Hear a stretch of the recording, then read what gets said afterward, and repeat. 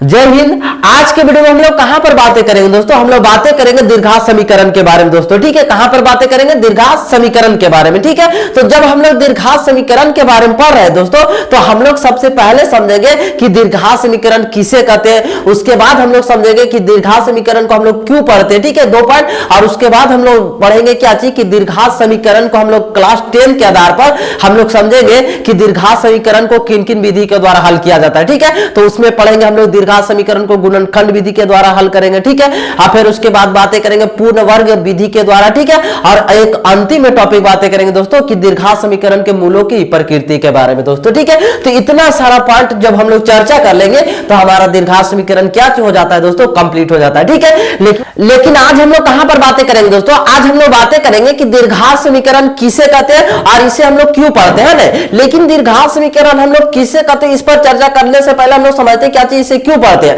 और इससे क्यों पढ़ते हैं तो इसको समझने के लिए एक उदाहरण लेकर चलते हैं दोस्तों। ठीक है, और उदाहरण क्या चीज कहता है क्या चीज कि कोई जो ट्रस्ट है वो 300 वर्ग मीटर में अपना एक प्रार्थना कक्ष को बनाना चाहता है। ठीक है, क्या चीज बोले कि कोई जो ट्रस्ट है वो अपना जो प्रार्थना कक्ष को बनाना चाहता है, वो कितना वर्ग मीटर में, 300 वर्ग मीटर में क्या चीज करना चाहता है, अपना प्रार्थना कक्ष को बनाना चाहता है। लेकिन उसमें एक और बात कंडीशन बोला गया कि जो प्रार्थना कक्ष जो होना चाहिए वो जो लंबाई जो होना चाहिए, यानी कि जो लंबाई जो होना चाहिए चौड़ाई से दुगना से एक अधिक होना चाहिए दोस्तों। ठीक है, तो इस टाइप की समस्या जो हल करते हैं हम लोग दोस्तों दीर्घात समीकरण में हल करते हैं ना। यानी कि हम लोग जो इस प्रकार की जो समस्या उत्पन्न होगा हम लोग किसके द्वारा हल करेंगे दोस्तों, दीर्घात समीकरण के द्वारा। ठीक है, इसका फिगर के द्वारा समझते हैं। देखो दंदो, जैसे क्या चीज बोला गया था कि हमारा जो ट्रस्ट का जो होना चाहिए, क्या चीज ट्रस्ट कितना में होना चाहिए तो 300 वर्ग मीटर में दोस्तों। ठीक है, वर्ग मीटर में होना चाहिए ना। चलो ठीक है, और इसका जो लंबाई होना चाहिए चौड़ाई से, तो जैसे मान लेते क्या चीज की चौड़ाई x, हमको पता नहीं अभी, लेकिन चौड़ाई अभी क्या चीज बोले, मान लेते x। ठीक है, तो जो चौड़ाई होना चाहिए लंबाई, यानी कि जो इसका जो चौड़ाई जो होना चाहिए, सुनिए इसका जो लंबाई होना चाहिए चौड़ाई से दुगना से एक अधिक होना चाहिए दोस्तों। ठीक है, तो दुगना से एक अधिक करने का मतलब इसमें 2x करना पड़ेगा और एक को अधिक कर देंगे। ठीक है, तो हमारे सामने क्या चीज इसका जो लंबाई निकल जाएगा दोस्तों। ठीक है, अब देखो जाते हैं एक बार फिर से दीर्घात समीकरण की समस्या किस प्रकार प्रश्न पूछा जाता है, तो पूछा क्या चीज कि कोई जो ट्रस्ट है वो 300 वर्ग मीटर में क्या चीज बनाना चाहता है, अपना प्रार्थना कक्ष को, यानी कि ये एक प्रकार की क्या चीज है, प्रार्थना कक्ष है दोस्तों। ठीक है, प्रार्थना कक्ष को बनाना चाहता है। प्रार्थना कक्ष में एक कंडीशन बोला गया कि जो प्रार्थना कक्ष होना चाहिए चौड़ाई से दुगना से एक अधिक होना चाहिए। जो इसका जो लंबाई देख रहा है ना, चौड़ाई से दुगना से क्या चीज होना चाहिए, एक अधिक होना चाहिए दोस्तों। ठीक है, आई जो चौड़ाई देख रहा है, चौड़ाई को हम जो ऐसे पता नहीं अभी इसको x माने, तो जो चौड़ाई जो होना, यानी कि चौड़ाई से जो लंबाई होना चाहिए दुगना से एक अधिक, तो दुगना के लिए 2x दिए और एक अधिक दे दिए 1 दोस्तों। ठीक है, हाँ, अब इस टाइप की यानी कि इस टाइप की समस्या को उत्पन्न होता है तो इसको किसके द्वारा हल करते हैं दोस्तों, दीर्घात समीकरण के द्वारा। ठीक है, अब इसको जब हम लोग हल करेंगे तो क्या चीज आता है, यानी कि हम लोग यानी कि पढ़े क्या चीज कि क्षेत्रफल बराबर, तो क्षेत्रफल बराबर फॉर्मूला क्या चीज होता है, लंबाई गुने चौड़ाई। ठीक है, यानी कि क्षेत्रफल बराबर क्या चीज हो जाएगा दोस्तों, लंबाई गुने चौड़ाई, है ना। चलो ठीक है, अब देखो जान दो क्षेत्रफल कितना दिया गया दोस्तों, 300 वर्ग मीटर। ठीक है, 300, और लंबाई कितना दिया गया, 2x + 1 दिया गया, और चौड़ाई कितना दिया गया दोस्तों, x दिया गया है ना। चलो ठीक है, अब इसको हल करेंगे तो देखो ध्यान दो 300, अब इसको इसके साथ मल्टीप्लाई कर देंगे तो एक बार इसको साथ करेंगे तो 2x² अब प्लस x में 1 से करेंगे तो x हो जाएगा, है ना। चलो ठीक है, अब 300 को उधर लेके जाते हैं दोस्तों, तो चूंकि क्या हो जाएगा 2x² + x माइनस हो जाएगा 300, और इधर कितना बच जाएगा 0। हाँ, अब देखो ध्यान दो दोस्तों, अब हम लोग जो यानी कि जो समस्या उत्पन्न होकर आया था इसी, यानी कि इसी से समस्या उत्पन्न होकर आया था। ठीक है, और उसके द्वारा हम लोग इतना प्राप्त हो गया है ना। चलो ठीक है, अब हम लोग दीर्घात समीकरण का हम लोग इसका कंडीशन को पढ़ते हैं दोस्तों कि दीर्घात समीकरण किसे कहते हैं। ठीक है, तो दीर्घात समीकरण का डिफिनेशन क्या चीज कहता है, क्या चीज कि दीर्घात बहुपद में, यानी कि दीर्घात बहुपद में यदि जो, यानी कि दीर्घात बहुपद को यदि जो शून्य के तुल्य कर देते तो हमें क्या चीज कहला जाता है दोस्तों, दीर्घात समीकरण। ऐसा क्यों बोल रहे हैं, क्योंकि देखो बराबर में हमको 0 प्राप्त हो गया, और दीर्घात समीकरण का यहां पर इसका डिफिनेशन को ऐड करते हैं दोस्तों। देखो ध्यान दो, इसका डिफिनेशन लिखा देते हैं। डिफिनेशन क्या चीज कहता है क्या चीज कि दीर्घात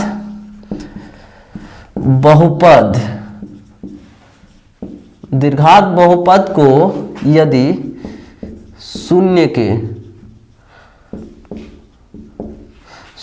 के तुल्य कर देते हैं तो हमें दीर्घात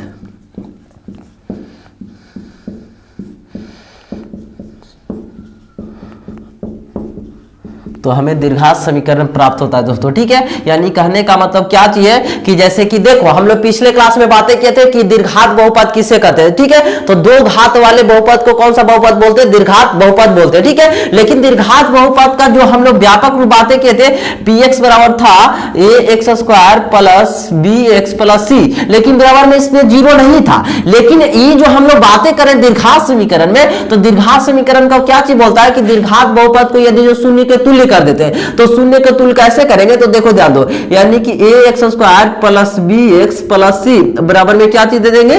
जीरो दे देंगे दोस्तों। तो हम लोग के ई जो प्राप्त हो जाता है क्या चीज? दीर्घात समीकरण प्राप्त हो जाता है। ठीक है, अब यहां पर एक दो पॉइंट और समझ लेना, क्या चीज कि जहां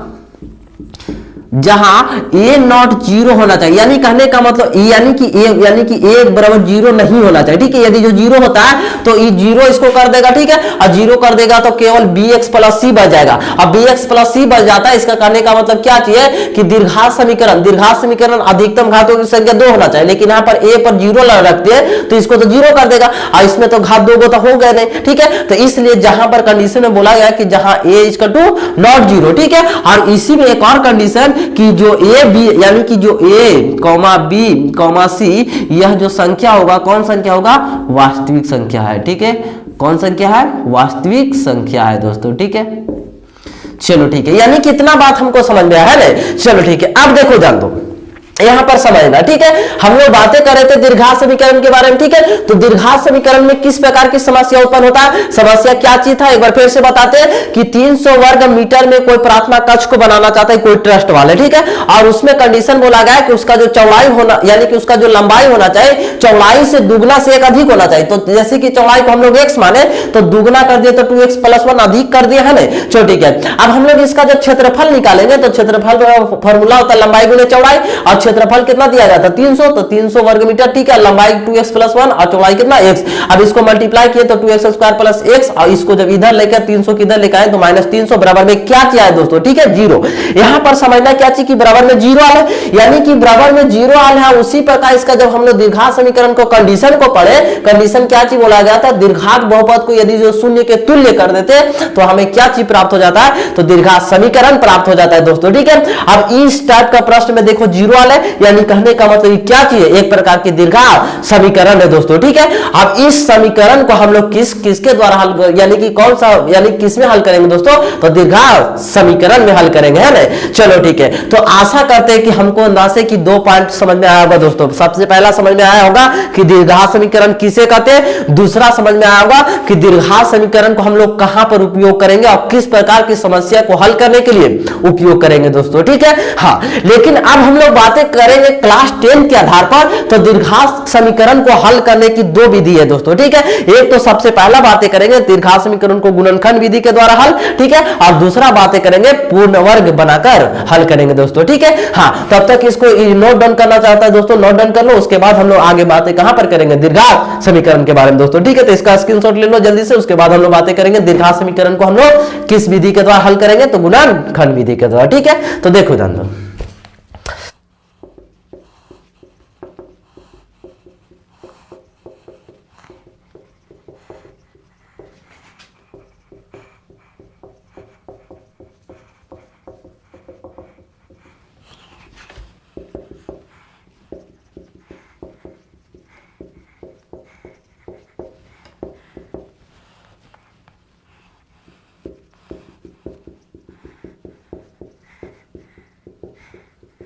अब हम लोग बातें कहां पर करेंगे दोस्तों? अब हम लोग बातें करेंगे कि दीर्घात समीकरण का हल करने की विधियां के बारे में, है। चलो ठीक है, तो दीर्घात समीकरण को हल करने की निम्नलिखित 2 विधि है दोस्तों। उसमें सबसे पहला आता है गुणनखंड विधि और दूसरा आता है दोस्तों कौन सा विधि? पूर्ण वर्ग विधि, है ना। चलो ठीक है, और इसमें हम लोग यानी कि इसमें एक उदाहरण लेकर चलते हैं। उदाहरण क्या कहता है कि 9x² माइनस 15x प्लस 6 बराबर 0। ठीक है, जैसे ही बराबर 0 आया इसका कहने का मतलब कौन सा समीकरण है दोस्तों? दीर्घात समीकरण, है ना। पहचानने के लिए आएगा आएगा तो यदि जो बराबर में जीरो है तो इसका करने को दीर्घात समीकरण है, अब बराबर में जीरो नहीं है इसका करने को दीर्घात समीकरण नहीं है ना। चलो ठीक है, लेकिन हम लोग चर्चा कहां पर कर रहे हैं कि यानी कि दीर्घात समीकरण को हल करने की विधियां में सबसे पहला विधि कौन सा विधि, गुणनखंड विधि, और दूसरा पूर्ण वर्ग विधि है ना। चलो ठीक है, तो इन दोनों विधियों के द्वारा हम लोग एक उदाहरण लेकर चले, यानी कि 9x² - 15x + 6 = 0 को, यानी कि हमको यानी कि इस प्रश्न को हम लोग दो विधि के द्वारा हल करके अभी जस्ट बताएंगे दोस्तों। ठीक है, उसमें सबसे पहला गुणनखंड विधि और दूसरा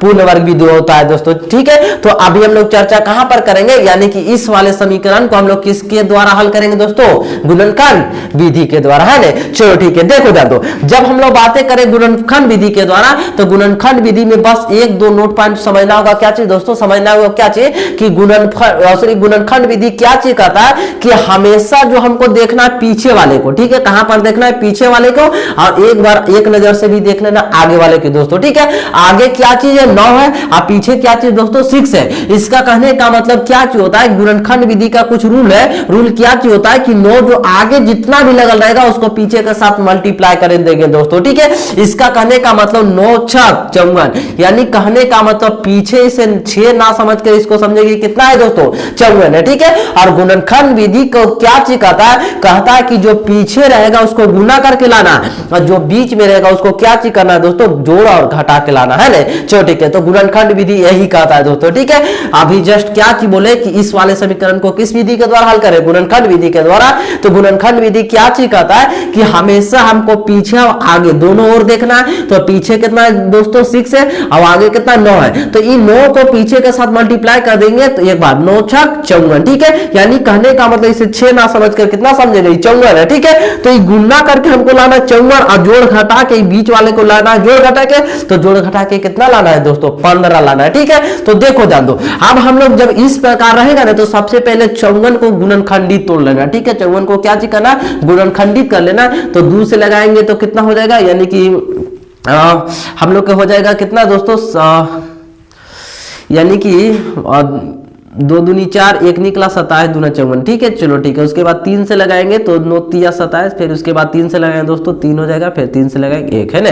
चलो ठीक है, 3 × 3 = 9। हाँ, अब यहाँ पर देखो सबसे पहले 54 है तो इसको क्या चीज कर लेना, गुणनखंडित कर लेना। ठीक है, गुणनखंडित करने के बाद हमको लाना है 15 दोस्तों। ठीक है, तो देखो जानो 3 × 3 = 6 और यानी कि एक काम करते क्या चीज कि हम लोग 3 × 3 = 9 और फिर 3 दूनी 6, यानी कि 9 और 6 कितना 15 होता है। ठीक है, यानी कहने का मतलब इन दोनों के साथ लेकर चलेंगे, इन दोनों के साथ। ठीक है, यानी कि इस प्रकार टूटेगा दोस्तों, इस प्रकार, यानी कि 9x² हो जाएगा, यहाँ पर हो जाएगा 3 × 3 = 9, यानी कहने का मतलब क्या हो जाएगा 9x, यानी कि हो जाएगा 9x, फिर माइनस हो जाएगा 3 दूना 6, यानी कि 6x + 6 = 0। ठीक है, अब देखो जान दो, यानी कि इन दोनों माइनस माइनस है तो 9 × 6 = 54, ये प्लस में हो जाएगा। ठीक है, और 9 में 6 जोड़ देंगे तो कितना हो जाएगा दोस्तों 15, आई माइनस माइनस है इसलिए इसका चिन्ह कितना होगा, माइनस होगा है ना। चलो ठीक है, तो इस प्रकार इसको गुणनखंडित कर लिए। ठीक है, यानी कि सबसे पहले इस 54 आया था, 54 को क्या किए, गुणनखंडित किए। तो गुणनखंडित करने के बाद इस प्रकार टूटा, टूटने के बाद इसको हमको मिलाना है कि 15 कैसे आएगा दोस्तों। ठीक है, तो कैसे आएगा, तो 3 × 3 = 9, तो 9 हो जाएगा, 3 दूना 6, तो 9 × 6 कितना होता है 54 और 9 × 6 15 है ना। तो वही यहाँ पर कंडीशन को अप्लाई किया है ना। चलो ठीक है, अब यहाँ से देखो क्या चीज करेंगे, कॉमन करेंगे, और कॉमन इस आधार पर करेंगे कि पहले इन दोनों को देखेंगे कि इन दोनों में कोई किसके आधार पर कट रहा है। ठीक है, तो इसमें भी 9 है, इसमें भी, तो 9 बाहर हो जाएगा, इसमें भी x है, इसमें भी x, तो x को भी बाहर कर देंगे दोस्तों। ठीक है, तो जब 9x को बाहर किया तो यहाँ पर केवल x बचा, आई पूरा बाहर हो गया दोस्तों, तो यहाँ पर माइनस केवल 1 बचा। ठीक है, इसी प्रकार इसमें से 6x को बाहर करते तो यहाँ पर केवल यहाँ पर से केवल इसको 6 को बाहर करते दोस्तों, तो यहाँ पर केवल x बचेगा और 6 बाहर हो गया, तो इसलिए यहाँ पर कितना बचेगा दोस्तों -1 है ना। चलो ठीक है, हाँ एक बात और ध्यान देना, बराबर में 0 हो जाएगा। ठीक है, एक बार और ध्यान देना क्या चाहिए कि इसको गुना करने पर इतना आना चाहिए। तो देखो 9x में इतना से करेंगे तो x और x मिलकर x²। ठीक है, ये प्लस है, यहाँ पर माइनस हो तो माइनस हो जाएगा, 9x में 1 से करेंगे तो 9x, यहाँ पर -6, और यानी कि दोनों में से 6 लिए तो 6x में से यानी कि मल्टीप्लाई करेंगे तो कितना हो जाएगा 6x। ठीक है, ई माइनस है, ई माइनस, तो माइनस माइनस प्लस, 6 में 1 से करेंगे तो 6 हो जाएगा। ठीक है, तो ये थोड़ा सा एक बात को ध्यान देना है ना। चलो ठीक है। हाँ, आप क्या चीज करेंगे कि जो यानी कि जो जोड़ा में रहेगा उसको एक को क्या चीज कर देंगे, बाहर कर देंगे दोस्तों। ठीक है, तो एक तो हो जाएगा x माइनस 1 और एक हो जाएगा कितना दोस्तों 9x माइनस 6 है ना। चलो ठीक है, बराबर में 0। चलो ठीक है, अब क्या चीज करना है कि x माइनस 1 बराबर 0, तो एक बार इसको लेकर चलना है। ठीक है, तो x बराबर माइनस है तो उधर जाके कितना हो जाएगा दोस्तों प्लस। ठीक है, और इसी प्रकार 9x माइनस 6 बराबर 0, तो 9x बराबर ये प्लस है तो सॉरी माइनस है, इधर जाके प्लस हो जाएगा 6 और x को बाहर कर देंगे तो 6 ऊपर चला जाएगा 9 नीचे। ठीक है, इसको कट करेंगे तो 2 बटा कितना हो जाएगा दोस्तों 3 हो जाएगा। ठीक है, यानी कहने का मतलब क्या चाहिए कि x बराबर हो जाएगा 2 बटा 3। चलो ठीक है, अब देखो ध्यान दो, हम लोग जो इस वाले प्रश्न को कौन सा विधि के द्वारा हल किए दोस्तों, गुणनखंड विधि के द्वारा हल किए है ना। चलो ठीक है, तो जब गुणनखंड विधि के द्वारा हल किए तो x बराबर 1 आया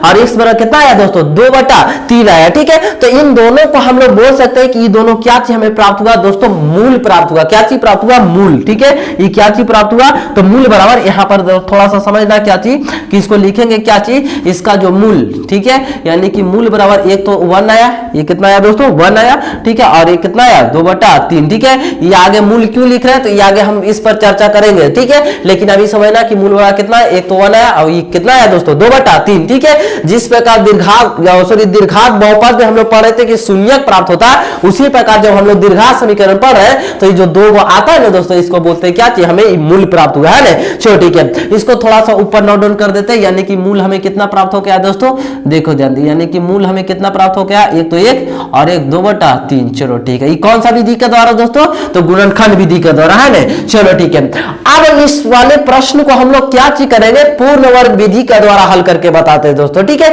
हाँ, तो देखो ध्यान दो, इसको थोड़ा देर लिए इरेज करते हैं, उसके बाद हम लोग इस पर चर्चा करेंगे पूर्ण वर्ग विधि के द्वारा है ना। चलो ठीक है,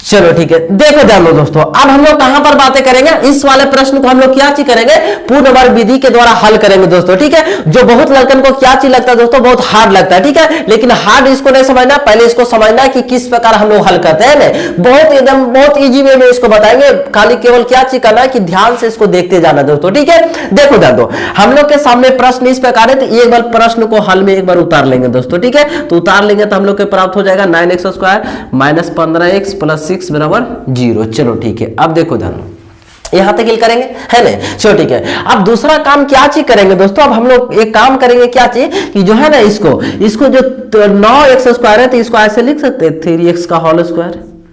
ठीक है, 3x के होल स्क्वायर। ठीक है, ऐसा क्यों लिख रहे हैं, क्योंकि इसको जब मल्टीप्लाई करेंगे तो इतना आ जाएगा, 3 को 2 बार करेंगे तो 3 3 x को इतना से करेंगे इतना आ जाएगा है ना। चलो ठीक है, पहला।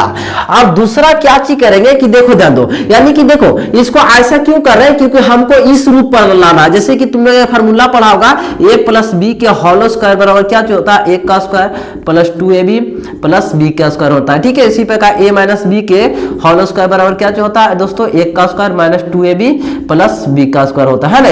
चलो ठीक है, अब देखो ध्यान दो, यानी कहने का मतलब क्या चीज था, ये जो है ना, यानी कि इतना दूर को हमको क्या चीज करना है, इस रूप में लाना है। ठीक है, इस रूप पर पहले इसको लाना है। ठीक है, तो सबसे पहले देखो, यानी कि इस वाले रूप पर ला दिए a का, यानी कि इतना रूप पर, यानी कि 3x के होल स्क्वायर। ठीक है, हाँ, अब देखो ये जो 15x है ना, तो 15 इसको क्या चीज करेंगे, तो देखो ध्यान दो, 15 इसको ऐसे लिख सकते हैं -2, यानी कि तो 2 यहां पर होगा। ठीक है, अब देखो a का काम इसमें कौन कर रहा था दोस्तों, 3x, तो यहां पर 3x लिखेंगे। ठीक है, अब देखो ध्यान दो, अब हमको 15 लाना है, तो 15 कितना से मल्टीप्लाई, यानी कि इसको तो कर रहे हैं, देखो तो 3 दूना 6 हो रहा, लेकिन हमको 15x यहां पर लाना। ठीक है, तो क्या चीज कर सकते हैं, तो देखो ध्यान देना, हम लोग क्या चीज करते हैं, यहां पर 5/2 से गुना कर देते हैं। ये थोड़ा सा सोचना होगा दोस्तों। ठीक है, हाँ, अब देखो ध्यान दो, 5/2 से क्यों करें, क्योंकि जब 2 से 2 कट जाएगा तो 2 से 2 कट जाएगा, इसमें 5 में 3 से मल्टीप्लाई करेंगे तो कितना हो जाएगा, 5 3 15 और 1 हो जाएगा है ना। चलो ठीक है, अब देखो ध्यान दो,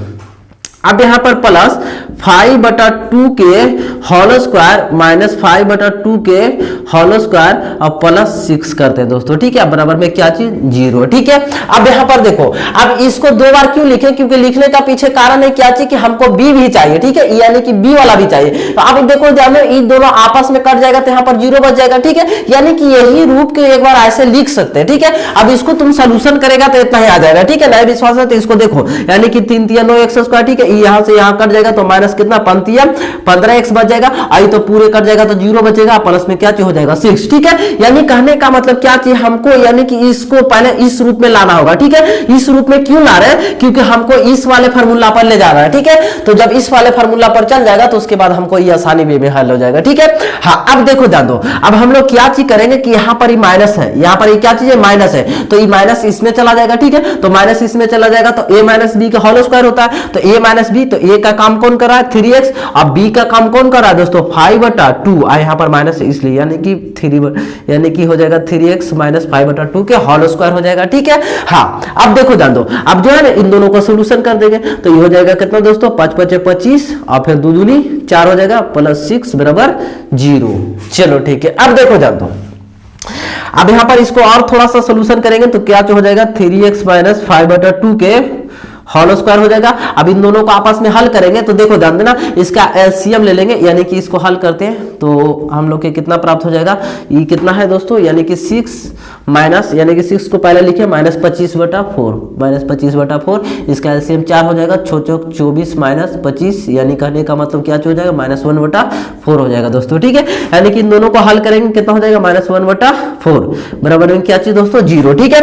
हाँ, अब जो है ना माइनस माइनस को उधर लेके चल जाएंगे तो क्या हो जाएगा 3x माइनस 5/2 के होल स्क्वायर बराबर ई माइनस है तो उधर जाके प्लस 1/4 हो जाएगा दोस्तों, ठीक है। हाँ, अब देखो ध्यान दो, अब थोड़ा सा नीचे जगह है इसके लिए उसको ऊपर करते हैं, ठीक है। देखो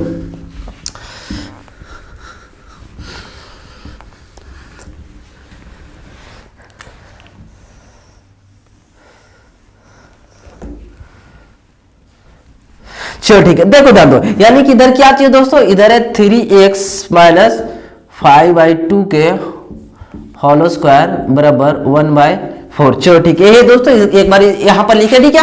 अब यहां पर देखना कि स्क्वायर है तो स्क्वायर को इधर ले जाएंगे तो इधर रूट चढ़ जाएगा दोस्तों, ठीक है। तो क्या हो जाएगा 3x माइनस 5/2 के होल स्क्वायर और बराबर में हो जाएगा दोस्तों 1/4 के क्या चीज, सॉरी ये स्क्वायर को हटा रहे हैं तो इधर क्या चीज चला जाएगा रूट चला है, यानी कि रूट चला जाएगा, ठीक है।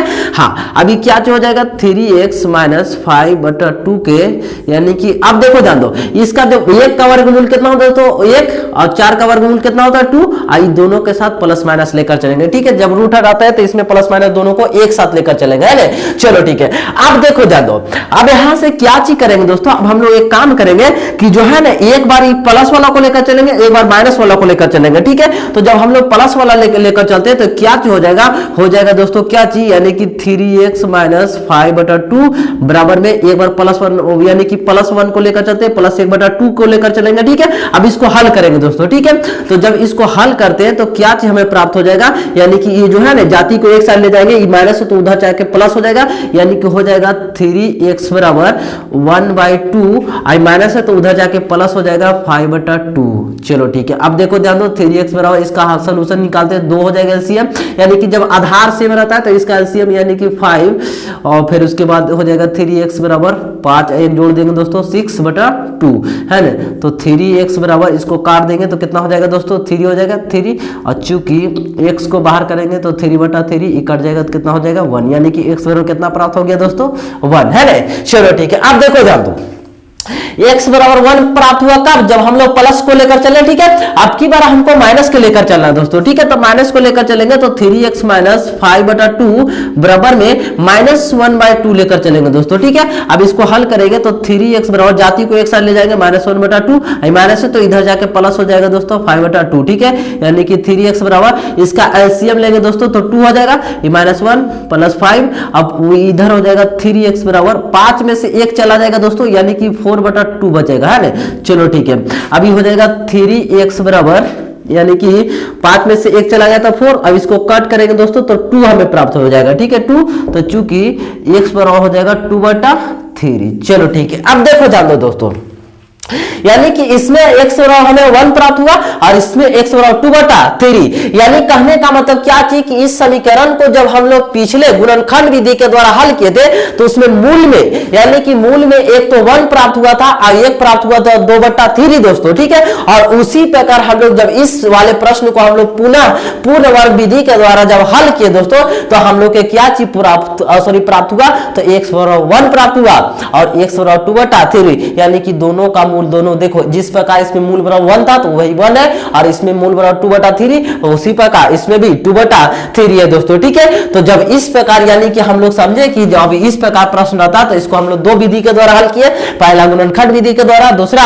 पूर्ण वर्ग विधि के द्वारा दोस्तों, ठीक है। एक बार फिर से समझाते हैं कि पूर्ण वर्ग विधि द्वारा किस प्रकार इसको सोल्यूशन किए, ठीक है। तो देखो जान दो, तो सबसे पहले हम लोग इस प्रश्न को ऐसे एक बार हल में उतार दिए दोस्तों, ठीक है। और दूसरा काम क्या चीज करेंगे कि जब हम लोग यानी कि दूसरा काम करेंगे कि जो इतना है ना, यानी कि 9x² - 15x, तो इसको क्या चीज करेंगे कि हम सबसे पहले a प्लस बी यानी कि होल स्क्वायर पर ले जाएंगे, जैसे कि a का square minus 2ab plus b का स्क्वायर होता है ना, तो उसी के आधार पर लेकर चलेंगे, ठीक है। तो उस आधार पर लेकर चले थे तो वहां पर फार्मूला बताए होंगे, क्या चीज आया था, फार्मूला था a का स्क्वायर, तो देखो तो 3x का होल स्क्वायर करती है तो a का काम करा, यानी कहने का मतलब a का होल स्क्वायर हो गया माइनस 2ab होता है, 2ab तो 2 तो 2 दिए, ठीक है। और a के जगह पर देखो, a के जगह पर 3x था तो इसलिए 3x दिए।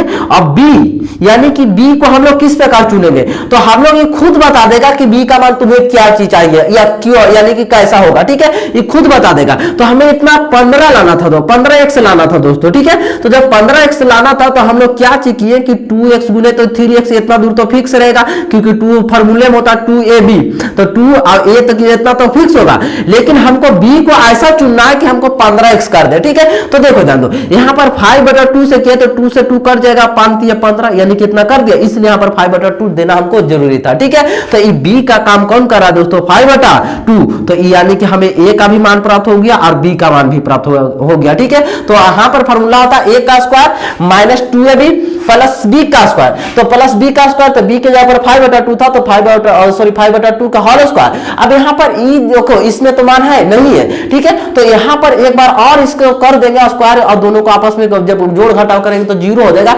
इसलिए यानी कि इतना को इतना रूप में हम लोग बदल दिए, ठीक है, यहां तक है ना, यानी कि इतना ही को इतना रूप में बदल दिया, ठीक है। और प्लस में 6 था तो प्लस 6 रखे बराबर में 0, है ना, चलो ठीक है। तो यही थोड़ा सा इतना दूर सोचने वाली बात है, उसके बाद तो इधर तो भीम के जोड़ा और कुछ नहीं करना था, ठीक है। अब क्या चीज किए कि देखो अब इतना, यानी कि कहने का मतलब यहां से लेकर यहां तक हमको क्या चीज था, a माइनस बी का होल स्क्वायर पर था, तो a का स्क्वायर यानी कि a माइनस बी का होल स्क्वायर, तो 3 a के जगह पर 3x था, अब b के जगह पर 5/2 के ये होल स्क्वायर, तो इतना दूर तो हो गया। लेकिन बातें करें क्या चीज, माइनस इधर वाला माइनस इसके साथ है, चलो ठीक है, ये माइनस इसके साथ है, तो ये तो 5 × 5 = 25 और 2 दूनी 4, आई माइनस था तो माइनस दे दिया, ठीक है। और प्लस में 6 बराबर 0, ठीक है। अब इन दोनों को हल करेंगे तो ये तो ऐसे रहने देंगे, इन दोनों को हल करेंगे तो 1/4 आएगा, भीम के जोड़ निकालेंगे तो 1/4 बराबर में 0, ठीक है। अभी माइनस 1 यानी कि 1/4 था ना माइनस, इसको इधर लेकर जाएंगे, 0 को साइड ले जाएंगे तो प्लस में हो जाएगा 1/4, इसको ऐसा ही लिख देंगे, है ना,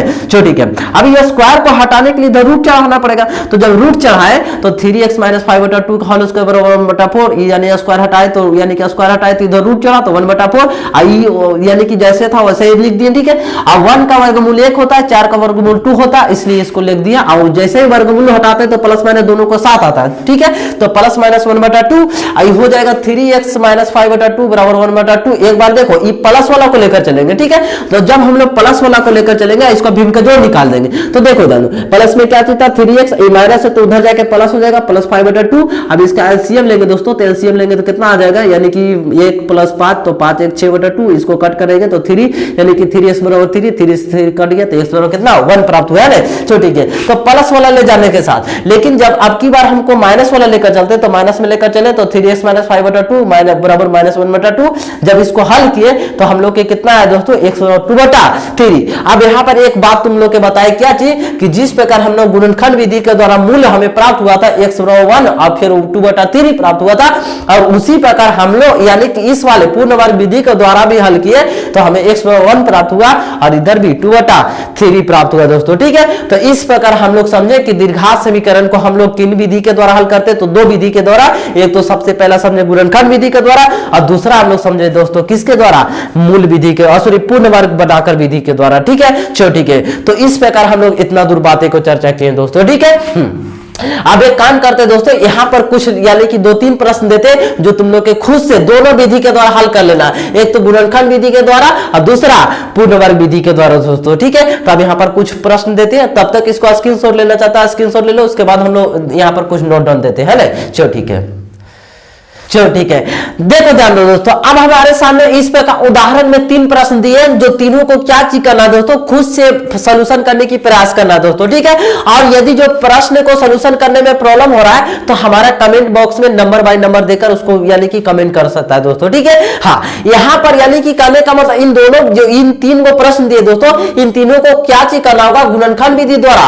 और पूर्ण वर्ग दोनों विधि के द्वारा इसको सॉल्यूशन करने की प्रयास करना दोस्तों। ठीक है, हाँ इस प्रकार तुम लोग के 3 प्रश्न दिए दोस्तों। ठीक है, और इन तीनों प्रश्न को क्या चीज करना है कि खुद से बनाने की प्रयास करना है दोस्तों। ठीक है, और यदि जो बनाने वक्त प्रॉब्लम होता है तो क्या चीज करना है कि हमारे कमेंट बॉक्स में नंबर बाय नंबर देकर उसको क्या चीज कर सकता है दोस्तों, यानी कि कमेंट कर सकता है। ठीक है, प्रॉब्लम होता है तब। ठीक है, हाँ तो इस प्रकार आज हम लोग किन किन बातों पर चर्चा किए दोस्तों, आज हम लोग बातें किया यानी कि आज हम लोग चर्चा किए कि द्विघात समीकरण किससे कहते हैं, दूसरा बताए क्या चीज कि द्विघात समीकरण को हम लोग क्यों पढ़ते हैं। ठीक है, इसका एक उदाहरण लेकर चले हैं ना। चलो ठीक है, उसके बाद हम लोग बातें की कि द्विघात समीकरण को किन किन विधि के द्वारा हल करते हैं, तो गुणनखंड विधि के द्वारा, और दूसरा बताए कौन सा विधि द्वारा दोस्तों, पूर्ण वर्ग विधि के द्वारा, है ना। चलो ठीक है, और उसमें एक उदाहरण लेकर चले, उन दोनों यानी कि उदाहरण को किन किन विधि के द्वारा हल किए, गुणनखंड विधि के द्वारा और पूर्ण वर्ग विधि के द्वारा, है ना, और उसके द्वारा मूल कैसे प्राप्त होता ये भी चर्चा की है। चलो ठीक है, और द्विघात समीकरण को हम लोग किस प्रकार पहचानते हैं इस पर भी चर्चा किए दोस्तों। ठीक है, तो आज हम लोग इतना दूर पर चर्चा किए दोस्तों। ठीक है, हाँ